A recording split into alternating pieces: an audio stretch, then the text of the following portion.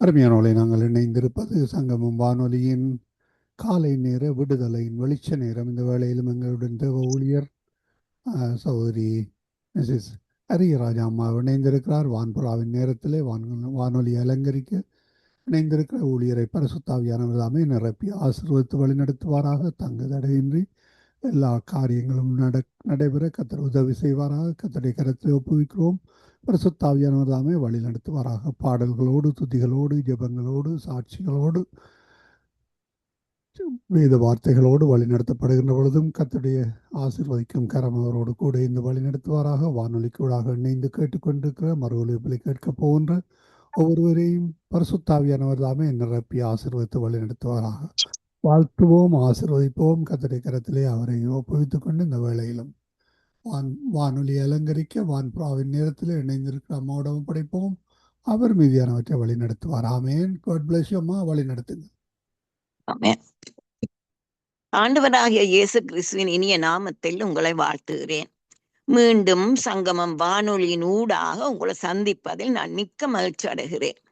நான் வழக்கம் போல பரிசுத்தாவியானவரை வரவழைத்து அவரிடத்திலே நான் இந்த நேரத்தை நான் ஒப்பு கொடுக்கிறேன். அவர் இல்லாவிட்டால் என்னால் ஒன்றுமே செய்ய முடியாது. என்னை பலப்படுத்துகிறவர் அவர்தான். அவருடைய பலத்தில் தான் நான் எழுந்து நின்று இந்த ஊழியத்தை செய்ய கர்த்தர் என்னை அழைத்ததற்காக நான் நன்றியோடு நான் அவரை ஸ்தோத்திருக்கிறேன். இந்த நேரத்திலும் வான்புறாவாம் பரிசுத்தாவியானவரை நான் வரவழைத்து அவரிடத்திலே நான் இந்த நேரத்தை நான் முற்றுமாக நான் ஒப்பு கொடுக்கிறேன். வான்புறாவே மத்தியில் வந்திறங்கிடும் இந்நேரமே வந்திறங்கிடும் வரம் தாருமே வானபரனே வந்தாலுமே இந்நேரமே வரம் தாருமே. பலவீனமான பாண்டோம் நானே, மண்ணும் குப்பையும் தூசியுமே, பேலனெண்ணில் விளங்க செய்யும் இந்நேரம் நாதா பலப்படுத்தும் வரம் தாருமே வானபரனே வந்தாளுமே இந்நேரமே.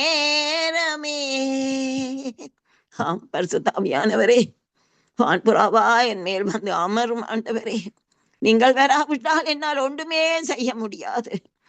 நீங்கள் ஒவ்வொரு தடவை நான் அழைக்கும் போது அவ்வளவு அருமையா வந்து என் மேல் அமர்ந்து என்னுடைய வாயிலே நீர் இருந்து பேசி உடைய நாமம் ஒன்றே மகிமைப்பட்டது போல இந்த நாளிலும் do it again Lord Jesus. என்னை பலப்படுத்துங்க ஆண்டவரே. என் பலவீனத்திலே உடைய பலன் பூரணமாய் விளங்கட்டும் ஆண்டவரே. நீங்கள் அப்படியே செய்ய போறதுக்கு ஸ்தோத்திரம். ஒரு விதமான தடையும் வரக்கூடாது. ஏற்கனவே நான் ஜெபித்துட்டேன் ஆண்டவரே, ஒரு தடையும் வராதபடி உம்முடைய நாமத்திலே நான் ஜெயம் எடுக்கிறேன். ஒரு விஷயம் பாதாரவிந்த முத்தம் செய்து நான் ஜெயம் எடுக்கிறேன் இயேசு நாமத்திலே. ஆமென், ஆமென். இந்த நாள் நான் நேற்று இருந்திருக்க வேண்டியது மதர்ஸ் டேக்கு அடுத்து வந்தபடியினாலே நான் இந்த நாளிலே நான் தாய்மாருக்குரிய ஒரு செய்தியை மதர்ஸ் டேவுக்கு நான் என்னுடைய சபையிலே ஃபுல் காஸ்பல் தமிழ் சர்ச்சிலே நான் ஷேர் பண்ணின அதே செய்தியைத்தான் இந்த நாளிலே உங்களோடும் நான் ஷேர் பண்றதுக்காக நான் வந்திருக்கிறேன். தாயினும் மேடாய் அன்பு கூந்தீர், தந்தை போலும் சுமந்து வந்தீர், தாங்குவீரே நீ மேலும் தயவாலே, தாங்குவீரே நீ மேலும் தயவாலே. என் இயேசு ராஜா நீரே என் துணையே, என் துணையே. இன்னும் ஒரு பாடலிலே தாயினும் மேலாய் அன்பு கூர்ந்த தெய்வம் தன்னையே தியாக பலியாய் நமக்கு பாவியாயிருக்கையில் கிறிஸ்து மரித்ததினால் தேவன் நம்மேல் வைத்த அன்பை விளங்க செய்தார். பாவியாயிருக்கையில் கிறிஸ்து மரித்ததினால் தேவன் நம்மேல் வைத்த அன்பை விளங்க செய்தார். பாடுவேன் பாடிடுவேன் பாடிக்கொண்டே இருப்பேன் ஓமன்பை நான் பாடுவேன் பாடுவேன். ஆமேன். அன்பை, ஒரு தாயுடைய அன்பை பாடிக்கொண்டே இருக்கலாம். தாயின் அன்புக்கு மேலான ஒரு அன்பும் இல்லை. கர்த்தருக்கு ஸ்தோத்திரம். இந்த நாளிலே நான் நீதிமொழிகள் 31ஆம் அதிகாரத்தின் 10ஆம் வசனத்திலிருந்து நான் செய்தியை உங்களோடு பகிர்ந்து கொள்ள போகிறேன். It is about a virtuous woman. virtuous என்றால் நோபல் கேரக்டர், குணசாலியான ஸ்திரி. அப்படியானவள் என்றால் அவருக்கு சிறப்பான அவளுடைய குணாதிசயங்களும், ஆனரபிள் உமன், மரியாதைக்குரிய ஒரு பெண். எங்களுடைய வேதாகமத்திலே ஒரே ஒரு பெண் தான் இருக்கிறாள். இன்னும் 31 நீதிமொழிகள் 31:10 சொல்லுகிறது, குணசாலியான ஸ்திரியை கண்டுபிடிப்பவன் யார்? அவளுடைய விலை முத்துக்களை பார்க்கிலும் உயர்ந்தது. இங்கே வேதாகமத்துல நான் ஒரே ஒரு பெண்ணைத்தான் குணசாலியான பெண் என்று நாங்கள் அழைக்கிறார்கள். அதை நாங்கள் ரூத் இன் சரித்திரம் என்ற புத்தகத்திலே 3ஆம் அதிகாரத்தின் 11ஆம் வசனத்திலே நாங்கள் பார்க்கிறோம். நீ குணசாலி என்பதை என் ஜனமாகிய ஊரார் எல்லாரும் அறிவார்கள். இது போவாஸ் சொல்லுற ஒரு கூற்று. ரூத்தை பற்றி அவன் சொல்லுகிறான். பின்பின் போவாஸ் யார் என்பதை நாங்கள் அறிந்து கொள்ளுவோம். இந்த பெண், இவள் ரூத் ஒரு மோவாபிய பெண். நாங்கள் ஆதியாகமம் 19ஆம் அதிகாரத்தில் 30-38 வசனங்களே நாங்கள் வாசிக்கிறோம். அங்கே சோதோம் கோமரா பாவம் மிகுதியா வந்தபடினாலே அங்கே அழிக்கப்பட போறார்கள். அந்த வேளையிலே லோத்துக்கு கர்த்தருடைய கண்களே தயவு கிடைத்தபடினாலே 2 புருஷர்கள் லோத்தையும் அவருடைய மனைவி அவருடைய 2 பிள்ளைகளும் அவர்களுடைய கையில பிடித்து வெளியிலே கொண்டு போறார்கள். ஆனா சொல்லிவிடப்பட்டது, திரும்பி பாராதீங்கள் என்று சொல்லி. ஆனால் லோத்துடைய மனைவி வீட்டை பார்த்தாளா என்னத்தை பார்த்தாலோ தெரியல, திரும்பி பார்த்தால் உப்பு தூணா மாறிவிட்டார். இப்ப லோத்து இந்த 2 பெண் பிள்ளைகளோடும் ஒரு குகையிலே இருக்கிறான். இந்த மூத்தவள் ஒரு நாள் இளையவளுக்கு சொல்றாள், எங்களுடைய தகப்பனாருக்கும் வயது போகிறது, அவரின் நிமித்தம் ஒரு சந்ததியை உண்டாக்குவதற்கு ஒருவரும் இல்லை.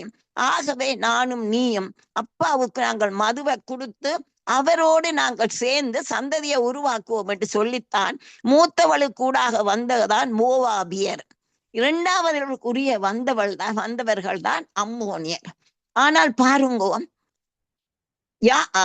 உபாகமம் 23ஆம் அதிகாரத்தின் 3ஆம் வசனம் சொல்லுகிறது, அம்மோனியனும் மோவாபியனும் கர்த்தருடைய சபைக்கு உட்படலாகாது. 10ஆம் தலைமுறைக்கும் என்றைக்கும் அவர்கள் கர்த்தருடைய சபைக்கு உட்படலாகாது. சபிக்கப்பட்டவர்கள். They are a cursed people. ஏன்? பிழையான காரியங்கள் செய்ததினாலே அவர்கள் சபிக்கப்பட்டவர்கள்.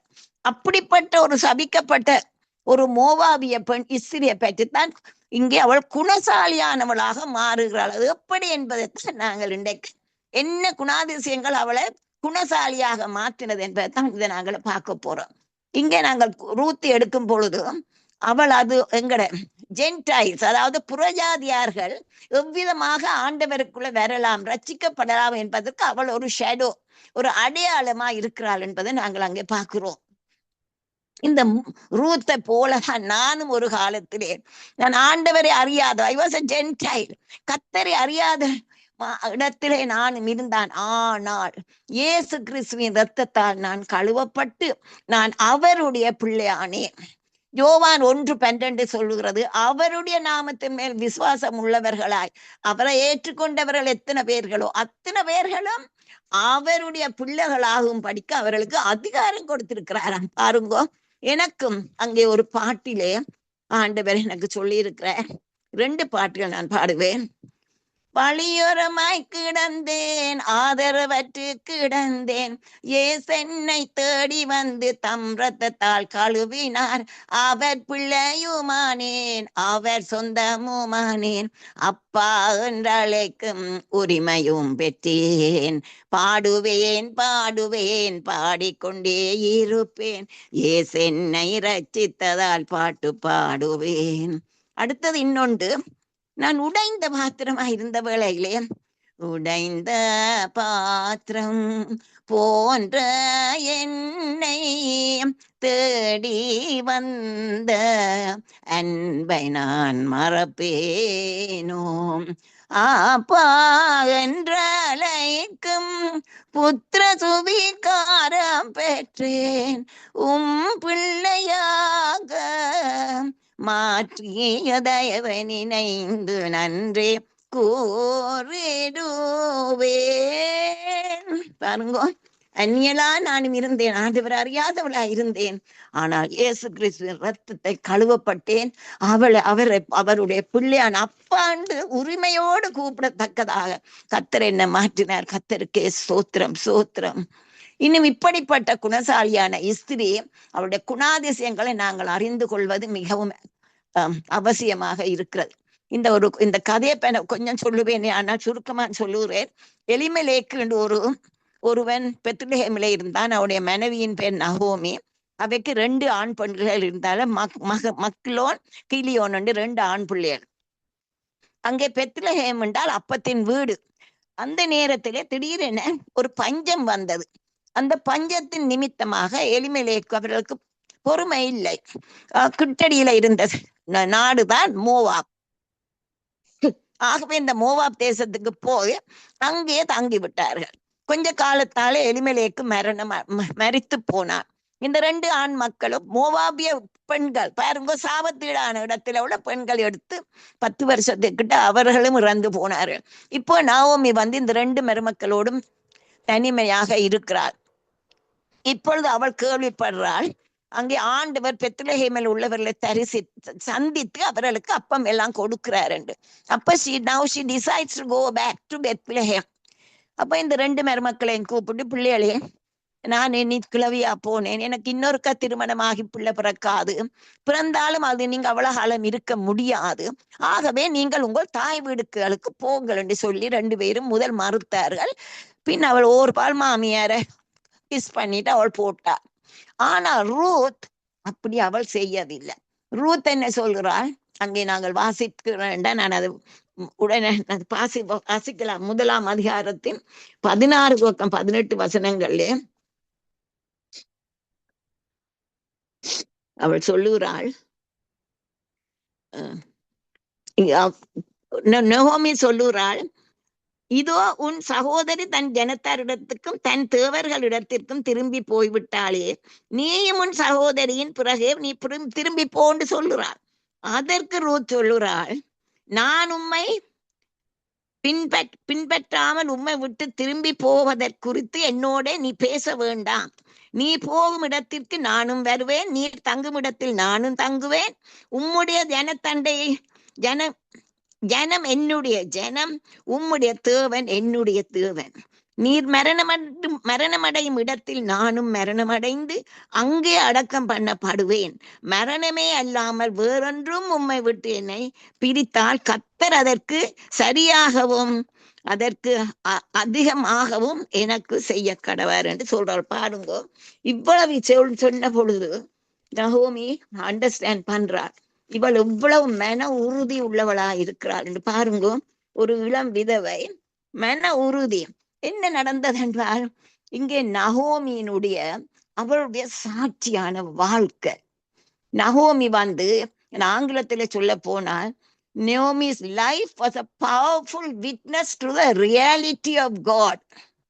ஆகவே பாருங்க, நயோமியின் ஜீவியம் ஒரு சாட்சியான ஜீவியமா இருந்தபடியால் அவள் she was drawn to her.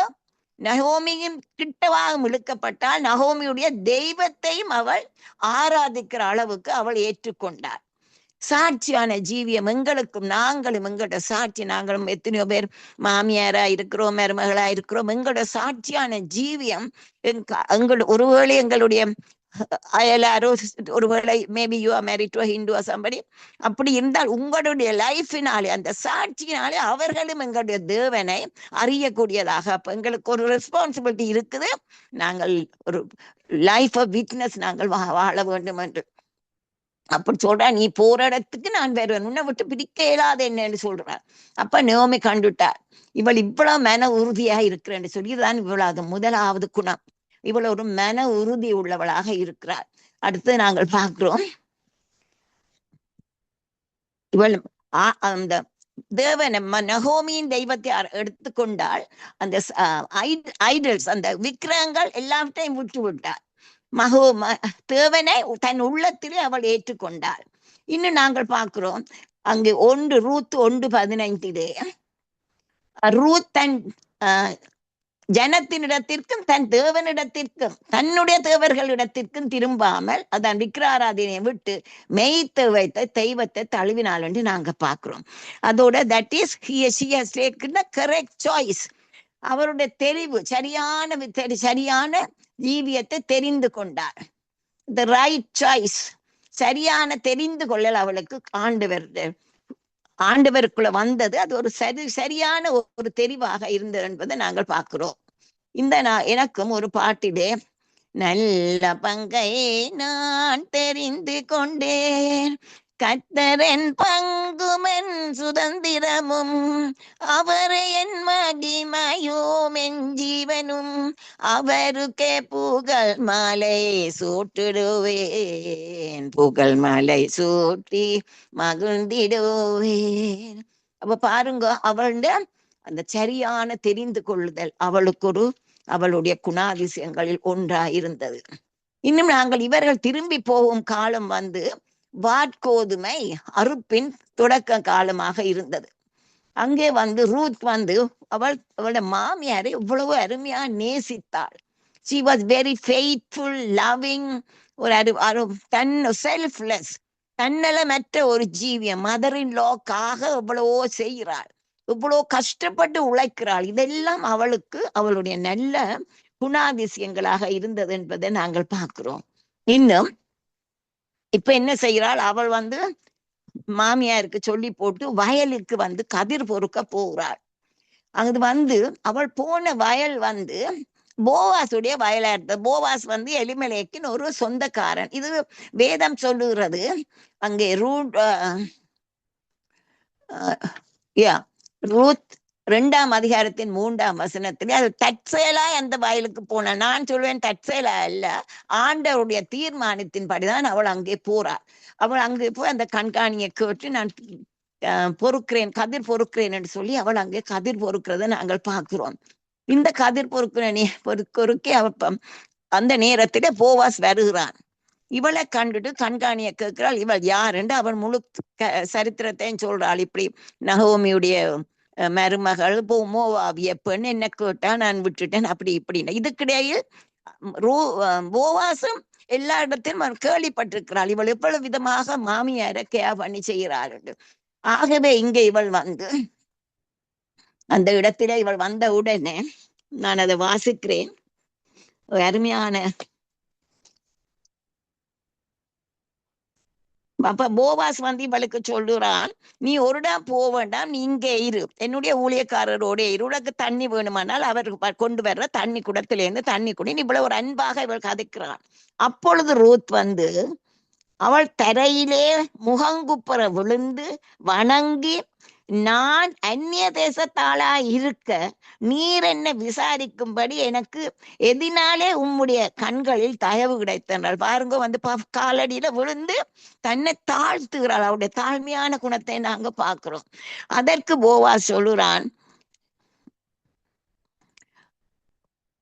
உன் புருஷன் மரணம் அடைந்த பின்பு நீ உன் மாமியாருக்காக செய்த எல்லாவற்றையும் நான் அறிந்திருக்கிறேன், இந்த ஜனங்களும் இதை அறிந்திருக்கிறார்கள் என்று சொல்லி அவன் சொல்லுறான், உனக்கு நீ செய்ததற்கு பலனை அடைவாய். என்ன பலன்?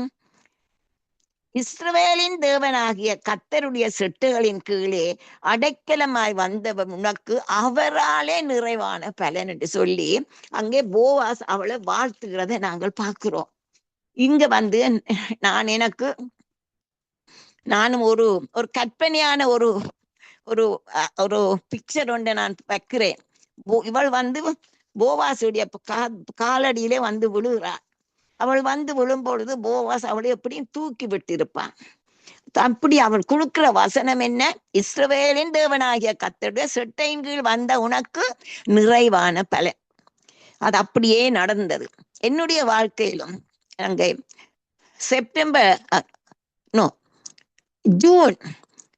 ஜூன் மாதம் 26ஆம் தேதி 84ஆம் ஆண்டு 1984 ஜூன் என்னுடைய மகளை மேற்படிப்புக்கு நான் இந்தியாவுக்கு கூட்டிக் கொண்டு போன பொழுது, அந்த காலத்துல அட்மிஷன் எடுக்கிறது கொஞ்சம் கஷ்டம்தான். நாங்கள் அங்க இருந்த பொழுது நிருபா ஜெபராஜ் என்ற ஒரு ஊழியக்காரி வீட்டு ஓவாச ஜெபம் நடக்கிறேன்னு சொன்னார்கள். ஆகவே நானும் என் மகளும் அங்கே போனோம். அந்த ஓவாச ஜெபத்துல கலந்து கொண்டு முடிந்த வேளையிலே ஒரு வயதான தாயார் வந்து, சிஸ்டர், ஆண்டவர் உங்களுக்கு ரூத் 2:12 கொடுக்க உங்களுக்கு சொல்லி சொன்னார் என்று சொல்லி பார்த்தா. இதே வசனம் தான் இஸ்ரவேலின் கர்த்தருடைய செட்டையின் கீழ் வந்தவருக்கு நிறைவான பலன். இவ்வளவு அற்புதமா எத்திராஜ் காலேஜ்ல என் மகளுக்கு அந்த நாட்களே அதான் பெரிய பெரிய நல்ல காலேஜ், அவளுக்கு அந்த அட்மிஷன் கிடைச்சது. இதேக்கும் எனக்கு ஆண்டவர் ஒரு பாட்டு தந்திருக்கிறார். செட்டைகளின் கீழ் அடைக்கலம் புகுந்தேன், காருண்யம் என்னை நடத்தியதால், கர்த்தாவே நீரன் கேடகமானே, நீரே என் மகிமையும் ராஜ்தீபுமானே, காண்பவரே என்னை காப்பவரே, உமக்கு சோத்திரம். இன்னும் அவளங்க தூக்கி விட்டது வந்து, அதுக்கும் எனக்கு ஒரு பாட்டு நான் பாடுவேன். என்னென்றால், இயேசுவே என் ரட்சகா, பாதம் நான் பணிகிறேன், பாதம் நான் சரணடைந்தேன், என்னை தூக்கி நிறுத்தினீர், பாதம் நான் சரணடைந்தேன், என்னை தூக்கி நிறுத்தினீர். பாருங்க, அவள் கீழே வணங்கும் பொழுது அவன் எப்படியும் தன்னுடைய கையால தூக்கித்தான் அவளை நிர்மித்தி இருப்பாள். அப்படித்தான் நானும் அவருடைய பாதத்தில் விழுந்த பொழுது என் ஆண்டவர் என்னை தூக்கி நிறுத்தி, நீ என்னை நம்பினபடியா நீ வெட்கப்பட்டு போவதில்லை என்று பாட்டு தந்து என்னை தாங்கிறது அவனுக்கு கர்த்தருக்கு சோத்திரம். இன்னும் நாங்கள் இன்னொன்று நான் பார்க்க வேணும். இந்த வயல்வெளியில போய் அவள் வந்து கிரெயின்ஸ் வாளி அந்த சீட்ஸை தான் அவள் பொறுக்கிறாள். அந்த வசனம் இந்த வந்து நாங்கள் வந்து வேர்ட் ஆஃப் காட், அந்த அந்த வசனம் வந்து கர்த்தருடைய வசனம் வந்து அங்கே ஒரு தானியத்துக்கு அங்கே ஒப்பிடப்பட, அவள் தானியம் பொறுக்கிறாள். அது வந்து வசனம் என்று சொல்லும் பொழுது வேர்ட் ஆஃப் காட். நாங்கள் அதுக்கு அந்த வசனத்துக்கு, கர்த்தருடைய வசனத்துக்கு ஜீவன் உண்டு, அது உயிர் உள்ள வசனம், இன்னும் அது உணவாக இருக்கிறது, அது வெளிச்சமாக இருக்கிறது. இப்படி அநேக காரியங்களை நாங்கள் இங்கே பார்க்கக்கூடியதாக இருக்கிறது. அதிலும் என் வசனம், வசனமென் கால்களுக்கு தீபம், என் மன மகிழ்ச்சியும் என் காவலும். பாருங்க, அந்த வசனம் எங்களை ஜீவன் எனக்கு தருகிறது, எனக்கு காவலாக இருக்கிறது. இன்னும் வசனம் எனக்கு உணவாக தந்தீர், ஆவியால் என்னை நடத்துகீர். உம்மையே நம்பினான் வாழ்ந்திடவே, இம்மட்டும் ஜீவன் தந்த கத்தாவே, உம்மையே நான் பாடிடுவேன். இந்த வசனம் எங்களுக்கு கால்களுக்கு தீபம், பாதைக்கு வெளிச்சம், எங்களுக்கு அது உணவா இருக்கிறது. இன்னும் அநேக காரியங்கள் அங்க இருக்கிறது. அடுத்து நாங்கள் இங்க பார்க்கிறோம், இந்த ரூத் அவனுடைய பாதத்திலே விழுந்து வணங்கி இப்படி சொல்லும் பொழுது அவளுடைய தாழ்மையை பார்க்கிறோம். அவள் சொல்லுகிறாள், என்ன நான் ஏற்கனவே வாசிச்சு விட்டேன், நான் என்ன தகுதி இல்லை, உம்முடைய வேலைக்காரியெல்லாம் பார்க்க நான் ஒன்றும் இல்லாதவளா இருந்தும் நீர் என்ன உம்முடையவளாக நீர் மாற்றி எனக்கு இவ்வளவு தயவு காட்டினீர் என்று அவள் சொல்லுகிறத பார்க்கிறோம். அது நான் ஏற்கனவே நான் என்ன விதமாக அவர் கற்பனை பண்றேன்னு உங்களுக்கு நான் அதை ஏற்கனவே விளங்க பண்ணி போட்டேன். அவ்வளவாக அவளுடைய தாழ்மையை நாங்கள் இங்கே பார்க்கிறோம். இன்னும் நாங்கள் பார்க்கிறோம் 1 பேதுரு 5:5 பேதுரு சொல்லுகிறார், மனத்தாழ்மையை அணிந்து கொள்ளுங்கள், பெருமை உள்ளவர்களுக்கு தேவன் எதிர்த்து நிற்கிறார், தாழ்மை உள்ளவர்களுக்கோ கிருபை அளிக்கிறார். 1 பேதுரு 5:6 சொல்லுகிறது, ஆகையால் ஏற்ற காலத்தில் தேவன் உங்களை உயர்த்தும் படிக்கு அவருடைய பலத்த கரங்களுள் அடங்கி இருங்கள் என்று சொல்லப்படுகிறது. இன்னும் ஜேம்ஸ் யாக்கோபு 4:10 நீங்கள் கர்த்தருக்கு முன்பாக தாழ்மைப்படுங்கள், அப்பொழுது அவர் உங்களை உயர்த்துவார். கர்த்தர் தான் எங்களை உயர்த்தவன. நாங்கள் இப்படி செய்தோம் அப்படி செய்தோம்னு எங்களை பெருமைப்படுத்த கூடாது. கர்த்தர் தான் எங்களை உயர்த்த வேண்டும் என்று பார்க்கிறோம். ஆனபடியாத்தான் இவளுக்கும் ரூத்தும் அவள் தன்னை தாழ்த்தி தன்னில் ஒன்றுமே இல்லை என்று நான் அடிமை என்று சொல்லி போனபடியினால் அவளுக்கும் ஆண்டவர் அவளுக்கு அவளை உயர்த்தினாரா. தாவீதின் கிரேட் கிராண்ட் மதர் பூட்டி எவ்வளவு பாருங்கள், எங்க இருந்து வந்தவள், சாபத்தீடான ஒரு இடத்தில இருந்து வந்தவளை என்ன மாதிரி ஆண்டவர் அவளை உயர்த்தி இருக்கிறார் நாங்கள் பார்க்கிறோம். கர்த்தருக்கு தான் ஸ்தோத்திரம். அவள் அங்கே சொல்லுறாள், நான் உம்முடைய அடிமை, நீர் என்னுடைய எஜமான். இயேசுவே நான் உந்தன் அடிமை, நீரே என் எஜமானாயிருப்பதினாலே உம்மை விட மாட்டேன். பாருங்கோ, எனக்கு இந்த பாட்டு ஆண்டவர் தந்தார். ஒரு செய்தியை கேட்டேன். அங்கே டவுலோஸ் என்றால் எஜமான், குரியோஸ் என்றால் அடிமைண்டு. சாவச்சேரி சேர்ச்சிலே நான் இந்த சபையிலே ஒரு இந்தியாவில இருந்து வந்த ஒரு பால்ராஜ், அவர் தான் இப்ப இந்த பிஷப்பா இருக்கிறாருன்னு நம்புறேன். அவர் கொடுத்த ஒரு செய்தியை கேட்டு என் உள்ளம் பரவசம் அடைந்தது. நான் நுணாவிலுக்கு வரும் பொழுது இந்த பாட்டை கத்தர் எனக்கு கொடுத்தார். கத்தர் கூட நல்லவர் என்று பாருங்க. ஆகிய நாங்கள் எங்களை எப்பொழுதும் தாழ்த்தி கொள்ளணும், கத்தர் உயர்த்தி பாருங்களேன். இன்னும் அடுத்தது இவளுடைய ஒபீடியன்ஸ், அவருடைய கீழ்ப்படிவை நாங்கள் பார்க்கிறோம். அங்கே ரூத் 3ஆம் அதிகாரத்தின் முதல் 4 வசனங்கள் அதில் அதிகமான இருக்கிற. அவள் சொல்றாள், மகளே, உனக்கு நன்மையான காரியத்தை நான் செய்யாமல் இருப்பேனோ?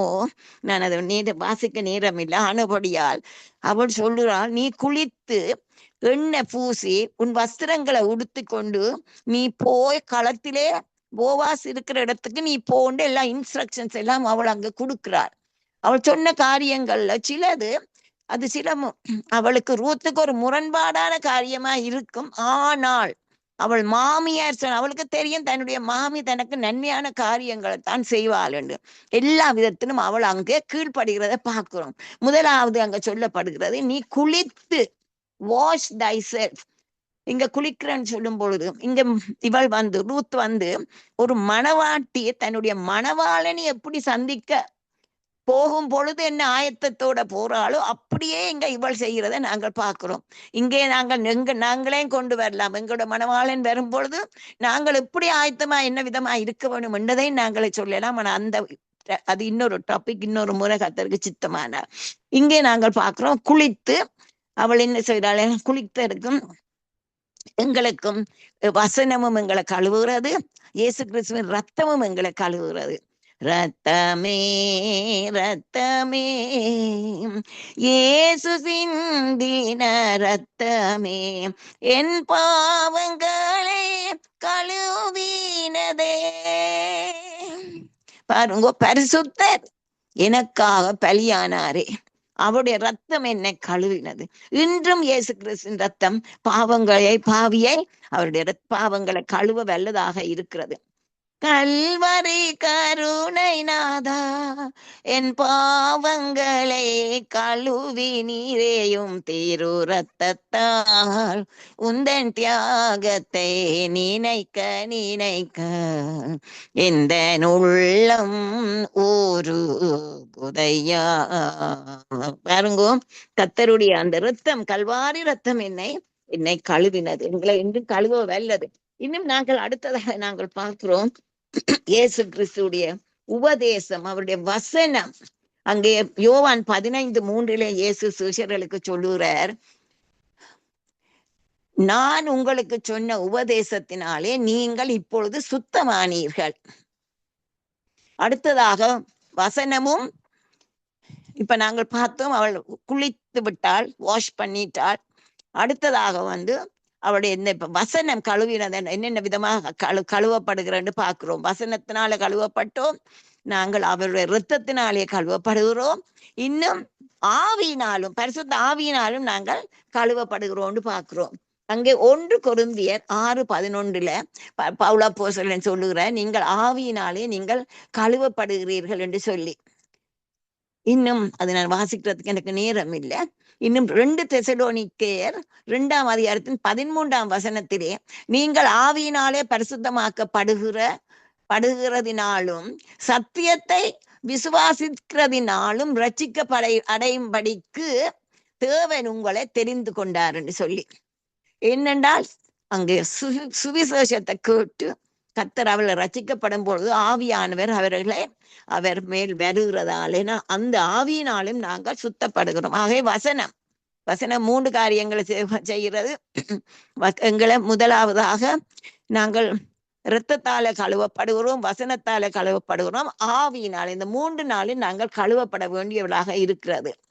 சத்திய ஆவியானவரே, சத்தியத்திற்குள்ளே நடத்திடுவீர், வசனம் சத்தியமே, சத்தியத்தால் என்னை சுத்தம் செய்யும், சத்தியத்தால் என்னை சுத்தம் செய்யும் பரிசுத்த ஆவி ஆனவரே. இந்த பரிசுத்த ஆவியின் அபிஷேகத்தை குறித்து பார்க்கும் பொழுது அவள் 3ஆவதாக மாமியார் சொல்லுறாள், நீ எண்ணெய் பூசு, குளித்து நீ எண்ணெய் பூசு. இரண்டாவதாக எண்ணெய் பூசு என்று சொல்லுகிறாள். எண்ணெய் என்பதுதான் இந்த பரிசுத்தாவியின் அபிஷேகத்தை குறிக்கிறது. பரிசுத்தாவியின் அபிஷேகம் எனக்கு 1972 ஏப்ரல் 2 மறக்க முடியாத நாள். ஆவியானவர் என்மேல் ஆண்டவர் என்ன ஊட்டினார் என்று பார்க்கிறோம். ஆகவே எபேசியரிலே நாங்கள் பார்க்கிறோம் 1ஆம் அதிகாரம் 13-14 வசனங்களிலே நாங்கள் பார்க்கிறோம், சத்திய வசனத்தின் சுவிசேஷத்தை கேட்டு விசுவாசிகள் ஆனீர்கள். ஏற்கனவே இந்த வாக்குத்தத்தம் இவர்களுக்கு பண்ணப்பட்டதாக இருந்தது. பரிசுத்த ஆவியினால் நீங்க முத்திர பண்ணப்பட்டீர்கள், நீங்கள் தேவனுடையவர்கள் என்பதற்கு இது ஒரு அச்சாரமா இருக்கிறதாம். ஹோலி ஸ்பிரிட்டை சீல் பண்ற, நாங்கள் கர்த்தருடையவர்கள் என்று என்பதை அந்த எபேசியர் 1:13-14 வசனங்களை நாங்கள் பார்க்கிறோம்.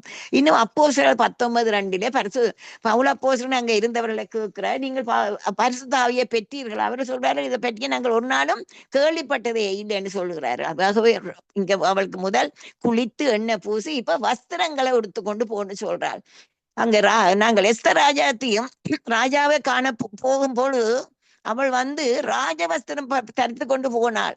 இப்ப நாங்களும் அப்படித்தான், எங்களுடைய மணவாளன் வரும்பொழுது நாங்களும் அவரை சந்திக்கத்தக்கதான ஆடை அலங்காரத்தோடு தான் நாங்கள் அவரை சந்திக்க வேண்டியதாக இருக்கிறது. இங்க அதிகமான இருக்கிறது. நான் நேரம் இருக்குமோ தெரியல, மேலால நான் வாச்சு கொண்டு போறேன். ரோமர் 13:14 சொல்றது, கர்த்தராகிய இயேசு கிறிஸ்துவை தரித்து கொள்ளுங்கள். ரோமர் 13:12 ஒளியின் ஆயுதங்களை தரித்து கொள்ளுங்கள். கலாத்தியர் 3:27 உங்களில் கிறிஸ்துவுக்குள்ளாக ஞானஸ்நானம் பெற்றவர்கள் எத்தனை பேர்களோ அத்தனை பேரும் கிறிஸ்துவ தரித்து கொண்டிருக்கிறீர்கள். இன்னும் ஏசாயா 61:10 ரோப் ஆஃப் ரைச்சஸ்னஸ், எங்களுக்கு ரட்சிப்பின் வஸ்திரத்தை உடுத்தி நீதியின் சால்வை எங்களுக்கு தந்தார் என்று சொல்லப்படுகிறது. இரட்சிப்பின் வஸ்திரம் தந்தாரே, நீதியின் சால்வையும் தரித்தாரே, ஆடை அலங்கார ஆயத்தமாய் அவர் வருகைக்கு நான் காத்திருப்பேன், என் தன்னீஸ்வரின் மார்பின் நான் சாய்ந்திடுவேன், அவர் என்னை தாங்கிடுவார். ஆக இங்க பார்க்கும் ரட்சிப்பின் வஸ்திரம், நீதியின் சால்வை எல்லாம் வஸ்திரங்களாக இருக்கிறது. இனி 52 ஏசாயா 52:1 பியூட்டிஃபுல் கார்மெண்ட்ஸ், எலும்பு எலும்பு சீயோனே உன் வல்லமையை தரித்துக்கொள், உன் அலங்கார வஸ்திரங்களை உடுத்திக்கொள் என்று சொல்லப்படுகிறது. ஏசாயா சங்கீதம் 45:13 சித்திர தையல் ஆடை. அடுத்தது ஏசாயா 61:3 கார்மெண்ட்ஸ் ஆஃப் பிரைஸ், துதியினுடைய ஒடுங்கின ஆவிக்கு பதிலாக துதியின் உடை. கொலோசியர் 3:10 put on the new man, புதிய மனுஷனை தரித்துக் கொள்ளுங்கள். கொலோசியர் 3:12-14 புட் ஆன் லவ், அன்பை தரித்துக் கொள்ளுங்கள் சொல்லப்படுகிறது. இனி ஏற்கனவே பேதுரு சொல்லிவிட்டார், மனத்தாழ்மை அணிந்து கொள்ளுங்கள். யூத் சொல்லுகிறார், மாம்சத்தால் கரைப்பட்டிருக்கிற வஸ்திரத்தை நீ வெறுத்து தள்ளுங்கள் என்று சொல்லுகிறார். அடுத்து இவள் சொல்லுகிறாள், இதெல்லாம் சொல்லி நீ குளித்து எல்லாம் செய்து போட்டு நீ எங்க போய் அந்த களத்துக்கு போய், get the down to the flow, களத்துக்கு போன்னு சொல்லும் பொழுது போவாசுடைய களத்துக்கு, இது எங்களுக்கு வந்து ஆண்டவருக்காக நாங்கள் ஊழியம் செய்வதை குறிக்கிறது. இந்த ஃபீல்ட், இந்த களம் எங்களுக்கு, நாங்களும் இந்த உலகத்திலே நாங்கள் ஊழியம் செய்ய வேண்டியம் என்பதைத்தான் எங்களுக்கு இதை குறிக்கிறது. அது கொஞ்சம் கஷ்டமாத்தான் இருக்கும், ஆனாலும் அவருக்காக நாங்கள் சாட்சியாக நிற்க வேணும். அப்போஸ்தலர் 1:8 நாங்கள் பரிசுத்தாவி வரும்பொழுது நாங்கள் பிளனடைந்து எல்லா பூமியின் கடைசி பரியந்தம் நாங்கள் சாட்சிகள் ஆயிருப்போம். அதுக்காக எங்கள் பரிசுத்தாவியானரும் ஆண்டவர் எங்களுக்கு தருகிறாருன்னு நாங்க பாக்குறோம். இங்க எனக்கும் இதன் சாட்சியை பற்றி இதை சொல்லும் பொழுது, இந்த ஃபீல்டில் அதாவது இந்த ஊழியத்திலே நாங்கள் என்ன செய்யலாம் என்றால், காட்டுண்டவர்காய் கண்ணீருடன் ஜெபித்து கபடுள்ள மனதையே கர்த்தன் பார்த்திருப்பேன், எந்த நான் உம்மை மீட்பராய் இவர் காளிக்க நின் கிருபை வரம் தாரோமையா. தேவனே உமக்கு ஊழியம் செய்ய உம்மருள் தர வேண்டும், தேவா உண்மையாயுமக்கு ஊழியம் செய்ய உத்தமனே வரம் தாரோமையா. தேவனே உமக்கு. அடுத்து அங்கே அவள் சொல்லுறாள், மருமகளுக்கு சொல்லுறாள், நீ அங்கே போய் லே டவுன், நீ அங்க போய் படுத்துக்கொள். இங்க முற்றுமாக எங்களை ஒப்பு கொடுக்கிறத குறிக்கிறது. எங்களோட வாழ்க்கையை நாங்கள் ஆண்டவருக்கு முற்றுமாக நாங்கள் ஒப்பு கொடுக்க வேண்டியதைத்தான் இது அங்கே குறிக்கிறது. ரோமர் 12 பார்க்கிறோம். வசனம் சொல்லுகிறது, நீங்கள் உங்கள் சரீரங்களை பரிசுத்தமும் தேவனுக்கு பிரியமுமான ஜீவ பலியாக ஒப்பு கொடுங்கள் என்று. ஆகவே நாங்கள் பரிசுத்தமாக வாழ வேண்டும், எங்களை சரீரத்தையும் பரிசுத்தமாக முற்றுமாக நாங்கள் ஆண்டவருக்கு ஒப்பு கொடுக்க வேணும். அங்கே காலம் சென்ற சிஸ்டர் ஜானட் ராஜனுடைய பாஸ்டருடைய மனைவி பாடுகிறாள் ஒரு பாட்டிலே, ஒப்புவித்தேனையனே சேத்தம் செய்ய தந்தேனே, முற்றுமவாய் ஒப்புவித்தேன் ஏற்றுக்கொள்ளும் இயேசுவே, ஒப்புவித்தேனையனே சேத்தம் செய்ய தந்தேனே. நானும் தான் முற்றுமா ஆண்டவருடைய சித்தம் செய்வதற்கு நான் என்னை ஒப்பு கொடுக்கிறேன் என்று நானும் ஆண்டவருக்கு என்னை ஒப்பு கொடுக்கிறேன். அடுத்து அவள் அங்கே சொல்லுகிறாள், நீ போ, என்ன செய்ய வேணும், அவர் உனக்கு என்ன செய்ய வேணும் உனக்கு சொல்லுகிறார். அங்க சொல்லுறதுக்கு நாங்கள் ஆண்டவர் எங்களுக்கு சொல்லித்தாரதை நாங்கள் கீழ்ப்படிய வேண்டும். ஏனென்றால் ஆண்டவர் சொல்லுகிறார், he that hath my commandments and keepeth them அவனுக்குத்தான் நான் எல்லாம் வெளிப்படுத்துவேன் என்று பரிசுத்த ஆவியானவர் அவரோட தாரம் கொமாண்ட்மெண்ட்ஸை நாங்கள் கீழ்ப்படிய வேணும். என் கற்பனைகளை பெற்றுக்கொண்டு அவைகளை கை கொள்ளுகிறவன் எவனோ அவனிடத்தில் நான் அன்பாய் அவன் என்னிடத்தில் அன்பாய் இருக்கிறான். என்னிடத்தில் அன்பாய் இருக்கிறவன் என் பிதாவிலும் அன்பாய் இருக்கிறான். அப்படிப்பட்டவனுக்கு நானும் அவனில் அன்பாயிருந்து அவனுக்கு என்ன வெளிப்படுத்துவேன் என்று நம்ம இயேசு சொல்றதை பாருங்க. அப்பவே நாங்கள் எங்களை முற்றுமாக அவருக்கு முற்றுமாக ஒப்பு கொடுத்து அவற்றை வார்த்தைங்களை வசனம், இந்த யோவான் 14:21 நான் இப்ப வாசித்த வசனம் அதுதான். கர்த்தருக்கு நாங்கள் எங்களை முற்றுமாக ஒப்பு கொடுக்கணும். அடுத்தது நான் பார்க்கிறோம், அங்க இவள் சொல்லுறாள், நீ என்ன செய்ய வேணும்? நான் அப்ப ஏற்கனவே நான் வாசிச்சேன்னு தெரியல. ரூத் 3:9 சொல்லுறாள், அவள் நீ போய் அந்த போர்வை, அவன் வேலை செய்வான். இப்ப அவன் என்ன செய்வான், அந்த தானியங்களை அப்பொழுது அந்த அவன் உயரத்துல இருந்து தானியங்களை எடுத்து இதன்னும் பொழுது பதர் எல்லாம் வெளியில போயிடும், தானியம் மட்டும் வந்துடும்.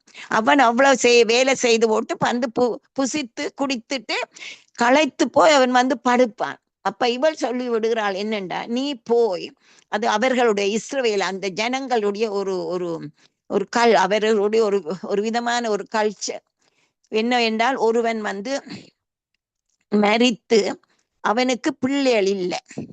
இப்ப இங்க பாக்குறோம், எலிமெலேக்குக்கு 2 பிள்ளைகள் இருந்தார்கள், அவர்களும் மரித்து போனார்கள் சந்தானம் இல்லாமல். அப்ப இந்த பாரம்பரிய இந்த சொத்தை காப்பாற்ற வேணும், அந்த ஃபேமிலி நேமையும் காப்பாற்ற வேணும். இங்க நவோமி சரியான முறைக்கு நவோமி தான் மேரி பண்ண வேணும். அவளுக்கு வயசு போயிட்டு, ஆகவே அவளுக்கு ரூத்தை இங்க போவாசுக்கு கொண்டு வாரத்துக்கு தான் இந்த எல்லாவற்றையும் அவள் செய்கிறாள். அப்ப என்ன நடக்கிறதுண்டா, இந்த அந்த அவருடைய காணி, அந்த உள்ள பாரம்பரிய சொத்து எல்லாவற்றையும் அந்த கிட்டிய உறவினர் ஒருவர் அதை வாங்கி கொள்ளலாம். அதே மாதிரி தான் இங்கேயும் ஒருவருக்கு அதை கொடுக்க அவர் வாங்குறேன் என்று சொன்னார். ஆனா அதே நேரத்தில் இந்த விதவையை நீர் ஏற்றுக்கொள்ள வேண்டும் அவன் மாட்டு விட்டுட்டார். அப்ப போவாஸ் சொன்னார், நான் அவளை ஏற்றுக்கொள்றேன் என்று. இதுதான் நடந்தது.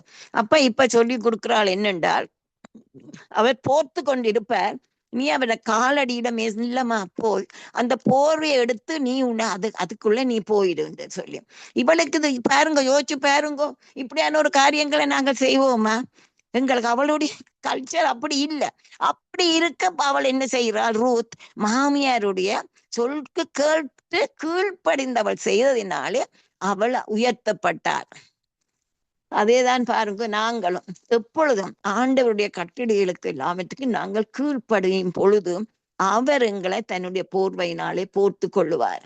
அதே போல்தான் யாத்திராமம் 19:5 சொல்லுகிறது, இப்பொழுது நீங்கள் என் வாக்கை உள்ளபடி கேட்டு என் உடன்படிக்கையை கை கொள்ளுவீர்கள், ஆனால் சகல ஜனங்களிலும் நீங்களே எனக்கு சொந்த சம்பத்தா இருப்பீர்கள். அந்த ரிலேஷன்ஷிப், ஆண்டவர் தன்னை இந்த ஜனத்தோடு தன்னுடைய ஜனம் என்று சொல்றதை நாங்கள் பார்க்கிறோம்.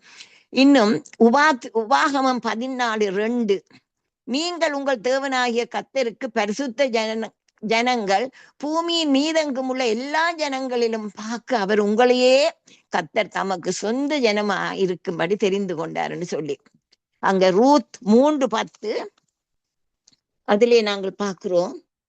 10ஆம் வசனத்திலே என்ன விதமா இவன் சொல்லுகிறான் என்று பாருங்க. போவாஸ் ரூத்தை பற்றி சொல்லுகிறான். அந்த 10ஆம் வசனத்திலே, அதற்கு அவன், மகளே, நீ கர்த்தரால் ஆசீர்வதிக்கப்படுவாயாக, நீ தரித்திரரும் ஐஸ்வர்யமானவர்களுமான வாலிபர்களின் பின்னாக நீ போகாததினால் உன் முந்தின சீர பார்க்கிலும் உன்னுடைய நற்குணம் பிந்தின நற்குணம் உத்தமமானது என்று அவள் என்ன விதமா அவளை பெருமைப்படுத்துறாள் நீங்க பாருங்க. ஏன், அவள் ஒரு வாலிப பெண், என்ன விதமாக அவள் இன்னொரு விதமான வாழ்க்கை வாழ்ந்திருக்கலாம், ஆனால் இவ்வளவு பரிசுத்தமான வாழ்க்கையை வாழ்ந்து அவள் போவாசை இப்ப திருமணம் ஆகிறதுக்கு அவள் அந்த போர்வையை போட்டு விட்டாள். அப்ப இவன் விழித்து பார்த்த பொழுது அங்கே ஒரு பெண் இருக்குது. யார் என்று கேட்டு அவள் சொன்னால், நான் ரூத் உம்முடைய அடியாள்ன்னு சொல்லி அப்புறம் அவர்கள் திருமணமானதை நாங்க பார்க்கிறோம். அங்க திருமணத்தின் பின் நான் சொல்லுகிறேன், போவாஸ் டைம் போனபடியாத்தான் நான் சீக்கிரமா சொல்லி கொண்டு போறேன். போவாஸ் அவனுக்கு சொல்லி இருப்பாள் இப்படித்தான்: மணவாளியே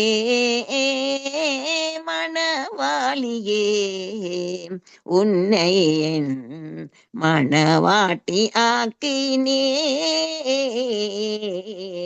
மணவாளியே, நித்திய விவாகத்துக்கு உன்னை நியமித்தேன். நீ என்னுடையவள், நான் உன்னுடையவர். மணவாளியே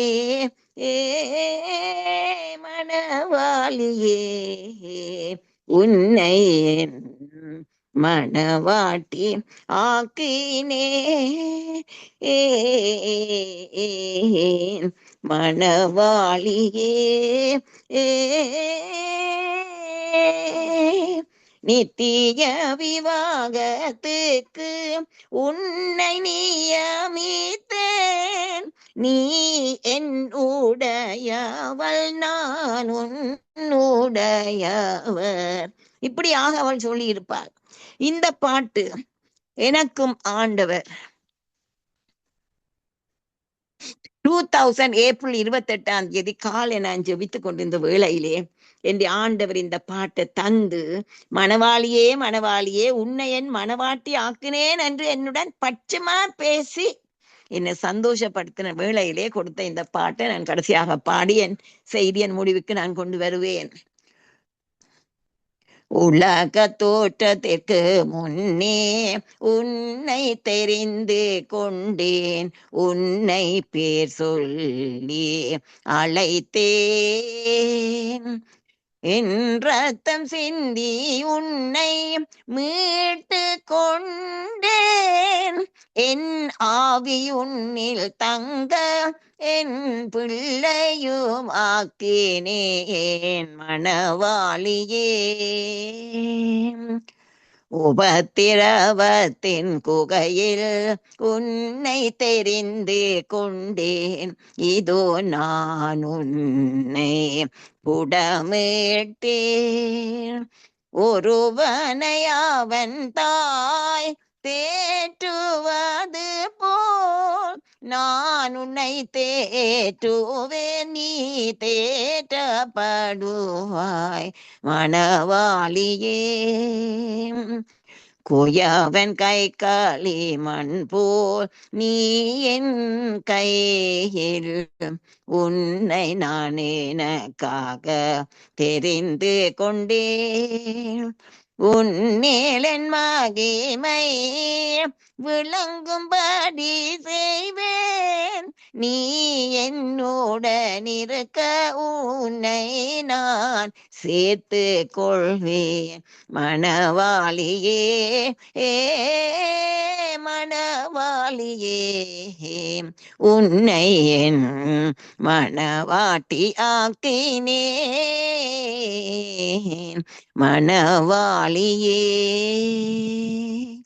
ஆம் இயேசு சுவாமி, குணசாலியான ஒரு ஸ்திரியை பற்றிய காரியங்களை நாங்கள் பார்த்தோம். அவள இந்த மன உறுதி, அதை தெரிந்து கொள்ளல், அவளுடைய தாழ்மை, கீழ்ப்படிவு, அப்படியே நாங்களும் இந்த மணவாண்டியுடைய இந்த குணசாலியனுடைய உருவத்தை போல எங்களை பார்த்து குணசாலியான பெண் என்று சொல்லத்தக்கதாக நீர் எங்களையும் ஆயத்தப்படுத்த, எங்களுக்கு உம்முடைய இரத்தத்தால் கழுவி, உம்முடைய ஆவியினால் எங்களை கழுவி, எங்களை அபிஷேகத்தை எங்களை நடத்த வேணும் என்று நான் கெஞ்சி நிற்கிறேன். ஆண்டவரே, என்னை கேட்டுக்கொண்டு ஒவ்வொருவரையும் கேட்க போகிறவர்களுக்கும் ஆண்டவரே இந்த அனுபவம் நீங்க தர வேணும். இயேசு சுவாமி, இந்த நாளிலும் கத்தாவே நீர் எனக்கு இந்த செய்தியை கொடுக்க, நீர் எனக்கு செய்த உதவிக்காக, எனக்கு தந்த அபிஷேகத்துக்காக நன்றியோடு நான் உம்மை ஸ்தோத்திரிக்கிறேன். ஆண்டவரே, இந்த வானொலியை நீங்கள் அலங்கரிக்கிறதுக்காக ஆண்டவரே எத்தனை பேரை கொண்டு வந்திருக்கிறீங்க. உடனாம மகிமைப்படுறதுக்காக ஸ்தோத்திரம். ஆண்டவரே, சங்கமத்திலே சேர்ந்த எல்லாருக்காகவும் நான் ஜெபிக்கிறேன். ஆண்டவரே, எல்லாரும் ஆண்டவரே உம்முடைய நாமத்தை உயர்த்தி கொடுக்கிற செய்திகளை நீங்கள் அபிஷேகத்தின் கீழ் கொண்டு வர வேணும். ஆண்டவரே, விசேஷமாக பிரதருக்கும் ஆண்டவரே ரீட்டாக்கும் கூட அபிஷேகம் அதிகம் தேவை. ஆண்டவரே, உங்களுடைய ஞானம் தேவை. ஆண்டவரே, உம்முடைய ஞானத்தை கொடுத்து இந்த வானொலியை ஆண்டவரே ஆண்டவரை நடத்த உம்முடைய பெலன் கொடுத்து நடத்த வேணும். ஒரு விதமான தடையும் வராதபடி எல்லா தேவைகளையும் நீ சந்திக்கிறதுக்காக நன்றியோடு நான் உண்மை சோத்திருக்கிறேன். இந்த நாளிலும் நீர் செய்த எல்லா நன்மைகளுக்காக நான் உண்மை சோத்திரித்து என்னோடு கூட இருந்த ஆண்டவரை பலப்படுத்தின தயவுக்காக உண்மை சோத்திரித்து சகல துதிக்கான மகிமையெல்லாம் தந்து இயேசுவின் நாமத்திலே எல்லா நாமங்களுக்கும் மேலான இயேசு நாமத்திலே ஜெபித்து ஜெயம் எடுத்தேன் நல்ல பிதாவே. ஆமென். பிதாவுக்கும் குமாரனுக்கும் பரிசுத்த ஆவிக்கும் சோத்திரம் உண்டாவதாக ஆதியிலும் இப்பொழுதும் எப்பொழுதுமான சதா காலங்களிலும் உண்டாவதாக. ஆமென். ஆமென். ஆமென்.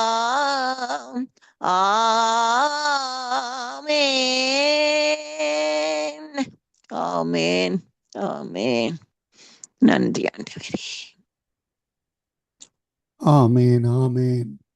இதுவரை நேரமும் அருமையான பாடல்களுக்கூடாக, துதிகளுக்கூடாக, சாட்சிகளுக்கூடாக, ஜெபங்களுக்கூடாக, வேத வார்த்தைகளுக்கூடாக வான்புறாவின் நேரத்திலே வானொலி அலங்கரித்து உங்களையும் கத்தர் காண்கிறார், ஆசீர்வதிக்கிறார். கத்தருடைய கரத்திலே ஒப்புவிக்கிறோம். கத்தர் தந்த தாளந்துகளை கத்தருடைய நாம மகிமைக்காகவும் ஆத்மாதாயத்துக்காகவும் எடுத்து வந்து விதைத்து ஆசீர்வதித்திருக்கிறீர்கள். கத்தர் தந்த அந்த தாளந்துகளை, கத்தர் தந்த அந்த அதிகாரங்களை, கத்தர் தந்த கட்டளைகளை வழிநடத்துகிற உங்களையும் உங்கள் குடும்பத்தாரையும் பிதா குமாரன் பரிசுத்தாவியான நாமத்தினாலும் சங்கமம் வானொலி டீம் சார்பிலும் என் சார்பிலும் வானொலி கூடாக இணைந்து கேட்டுக்கொண்டிருக்கிற ஒவ்வொருவர் சார்பிலும் மறு ஒலிப்பிலே யூடியூப் கூடாக, ஃபேஸ்புக் கூடாக, ட்விட்டர் கூடாக செல்லுகின்ற பொழுதும் கேட்கின்ற ஒவ்வொருவரும் இந்த வார்த்தைகளுக்கூடாக, சாட்சிகளுக்கூடாக விடுதலை பெற்றுக்கொள்வார்களாக. எடுத்து வந்த உங்களை உங்கள் குடும்பத்தாரையும் கத்தர் சந்ததி சந்ததியாக ஆசீர்வதித்து வழிநடத்துவாராக. இன்னும் ஒரு நிகழ்ச்சியிலே ஞாயிற்றுக்கிழமை திரும்பமாக சந்திப்போம். அதுவரையும் தேவசமாக கூறுகிறோம். அதே போல் அடுத்த செவ்வாய்க்கிழமையும் இதே நேரத்திலே சந்திப்போம். அதுவரையும் தேவசமாக கூறுகிறோம், வாழ்த்துகிறோம், ஆசீர்வதிக்கிறோம், கத்தருடைய கரத்திலே ஒப்புவிக்கிறோம். அருமையானவர்களை, இதுவரை நேரம் எங்களுடன் தேவ ஊழியர் மிசிதாரிய ராஜா டொரண்டோ கனடாவிலிருந்து இணைந்து வான்புறாவின் நேரத்திலே வானொலி அலங்கரித்தார்கள். பாடல்கள், துதிகள், ஜெபங்கள், சாட்சிகள், வார்த்தைகள் ஒவ்வொன்றும் உங்களுக்கு ஆசீர்வாதமாக இருந்திருக்கும் எனவே நாங்கள் நிச்சயமாக விசுவாசிக்கிறோம். உங்கள் சப்ஸ்கிரைப் பண்ணுங்கள், கேளுங்கள், மறுபடியும் மற்றவர்களுக்கும் அனுப்பி கொடுங்கள். கத்தர் பெரிதான காரியங்களை வழிநடத்துவாராக. ஆமேன். ஆமேன். ஆமேன்.